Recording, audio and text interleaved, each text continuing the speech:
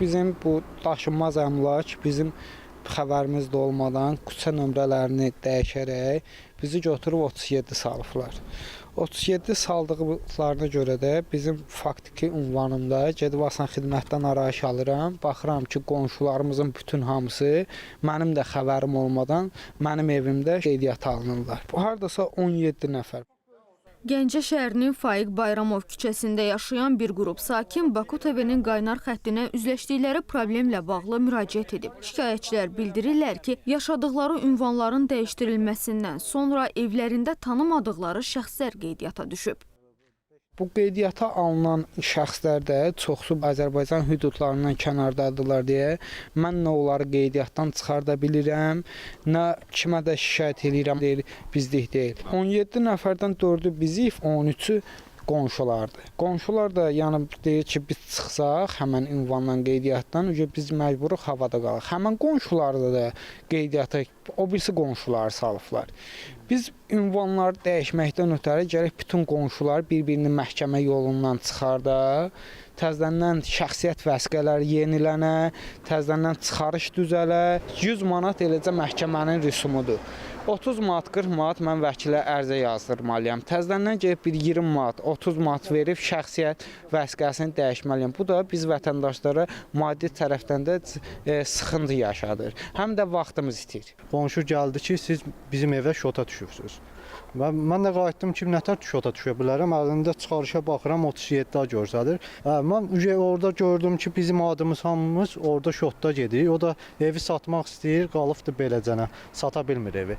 Getdik daşınmaz əmlaka, öz çıxarışımı götürəndə baxdım ki, 47 evimiz. 47-ni də yoxlatdım. Orada da başqa adamlar gəlib bizim evə şota düşüblər. Bir çıxış yolu göstərirlər ki, sizin evdə olanlar kimliklərini dəyişib öz evlərinə qeydiyyata düşməlidirlər və yaxud da gelib məhkəməyə verib çıxartmalısan bu insanları. Məhkəməyə verdikdən sonra da bunlar ehtimal var ki, təkrar gəlib şota düşə bilərlər. Siz evi satmalısınız.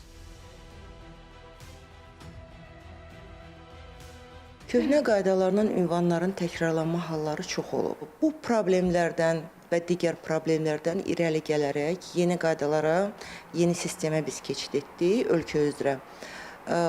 Yeni qaydalarla verilən ünvanlar təkrarlanmır. 2014-cü ildə ünvan reyestri informasiya sistemi yaradıldı və həmin sistemə yeni qaydalarla təyin edilmiş və köhnə ünvanlar daxil edilir.